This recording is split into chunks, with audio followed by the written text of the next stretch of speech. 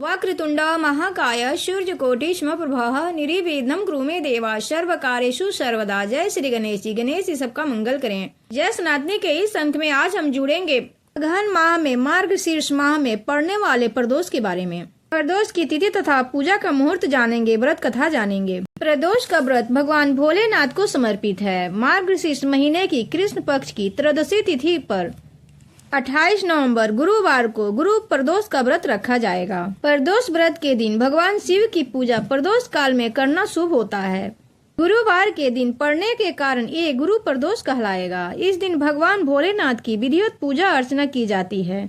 प्रदोष व्रत में हर मास की त्रयोदशी तिथि के दिन रखा जाता है, इसलिए ये व्रत महीने में 2 बार आता है। मार्गशीर्ष महीने की कृष्ण पक्ष की त्रयोदशी तिथि के दिन गुरु प्रदोष व्रत रखा जाएगा।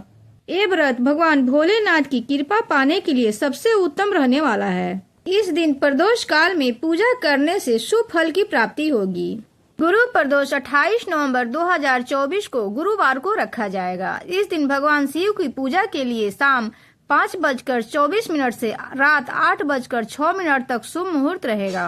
28 नवंबर 2024 को सुबह 6:23 पर होगी और इसका समापन 29 नवंबर 2024 को सुबह 8:29 पर होगी।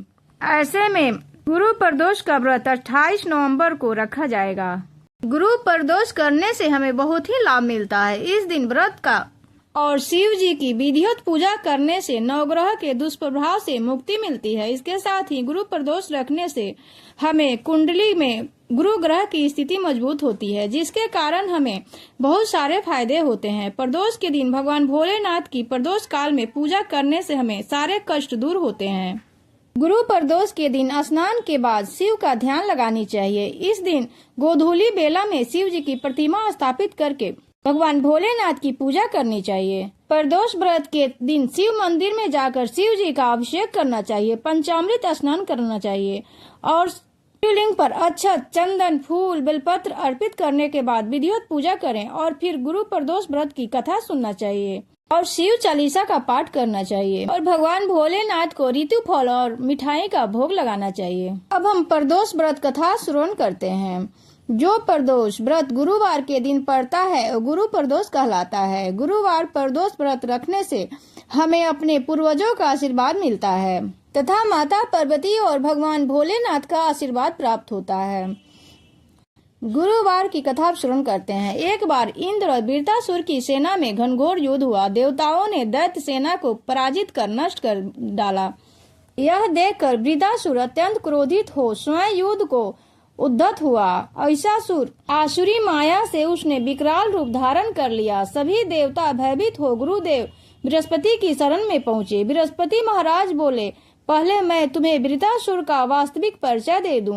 वृत्रासुर बड़ा तपस्वी और कर्मनिष्ठ है। उसने गंधमादन पर्वत पर घोर तपस्या कर शिव जी को प्रसन्न किया। पूर्व समय में वह चित्ररथ नाम का राजा था। एक बार वह अपने विमान में बैठकर कैलाश पर्वत चला गया। वहां शिव जी के वाम अंग में माता पार्वती को विराजमान देख वह उपहास पूर्वक बोला, हे प्रभु, मोह माया में फंसे होने के कारण हम स्त्री के वशीभूत रहते हैं, किंतु देवलोक में ऐसा दृष्टिगोचर नहीं हुआ कि स्त्री आलिंगनबद्ध हो सभा में बैठे।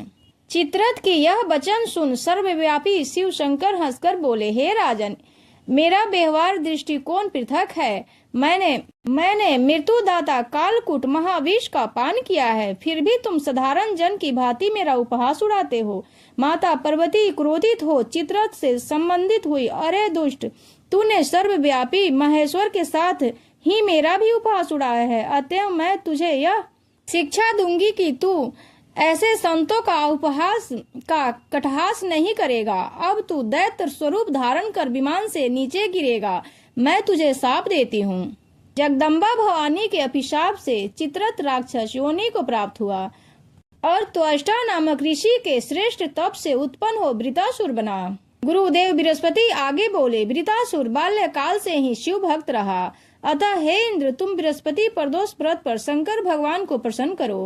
गुरुदेव बृहस्पति आगे बोले, वृत्रासुर बाल्यकाल से ही शिव भक्त रहा है।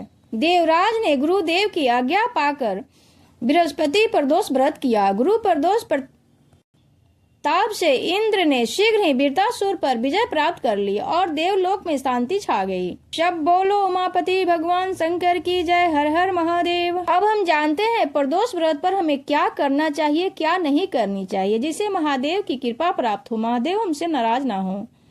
प्रदोष पर शिव परिवार की पूजा अर्चना करने का विधान है। इस दिन व्रत रखने से संतान सुखी और मनोकामना पूर्ण हो सकती है। भगवान शिव को प्रसन्न करने के लिए शिवलिंग पर जलाभिषेक और रुद्राभिषेक भी कर सकते हैं। भगवान भोलेनाथ को टूटा हुआ चावल नहीं चढ़ानी चाहिए। भगवान भोलेनाथ की कोई भी सामग्री टूटी हुई नहीं चढ़ानी चाहिए, अक्खा चढ़ानी चाहिए। तुलसी की पत्तियां भगवान भोलेनाथ को नहीं चढ़ानी चाहिए। तुलसी जी को माँ लक्ष्मी का स्वरूप माना गया है। भगवान भोलेनाथ की पूजा में काले वस्त्र बिल्कुल भी नहीं पहनने चाहिए। धार्मिक मान्यताओं के अनुसार किसी भी शुभ अवसर पर या फिर पूजा पाठ के दौरान काले रंग के कपड़े नहीं पहनने चाहिए। इसलिए प्रदोष के दिन काले रंग के कपड़े पहनने से बचना चाहिए। भगवान शिव की असीम कृपा पाने के लिए इस दिन हमें सफेद, हरे या पीले रंग का वस्त्र धारण करना शुभ होता है। नारियल के पानी से भगवान भोलेनाथ को अभिषेक नहीं करनी चाहिए। नारियल के पानी को माँ लक्ष्मी का प्रतीक माना जाता है, जो भगवान विष्णु की अर्धांगिनी है। इसलिए प्रदोष के दिन भगवान शिव को अभिषेक नारियल के पानी से नहीं करनी चाहिए। सिंदूर शिव जी की पूजा में कुमकुम या सिंदूर नहीं चढ़ानी चाहिए। भगवान शिव वैरागी माने जाते हैं, जबकि सिंदूर सौभाग्य का प्रतीक है। इसलिए कुमकुम या सिंदूर शिवलिंग पर अर्पित नहीं करने चाहिए। प्रदोष के दिन तामसिक भोजन नहीं करनी चाहिए। इस दिन तामसिक भोजन का सेवन करने से भगवान भोलेनाथ नाराज हो जाते हैं। प्रदोष का व्रत देवों के देव महादेव को समर्पित है। सनातन धर्म में प्रदोष का अत्यधिक धार्मिक महत्व है। इस दिन शुभ दिन पर भक्त उपवास रखते हैं, अगले दिन पारण करते हैं। प्रदोष के दिन कुछ भी नियम है, इसलिए प्रदोष के दिन कुछ चीजों को करने से भगवान शिव नाराज हो सकते हैं और आर्थिक स्थिति भी प्रभावित हो सकती है। विधि विधान के साथ पूरा पूजा करने के बाद हमें आरती करनी चाहिए। आरती के बाद क्षमा प्रार्थना करके भगवान भोलेनाथ माता पार्वती से क्षमा मांगकर फिर हमें फलाहार आदि करनी चाहिए। हर हर महादेव, जय श्री शंभू। इसी के साथ हम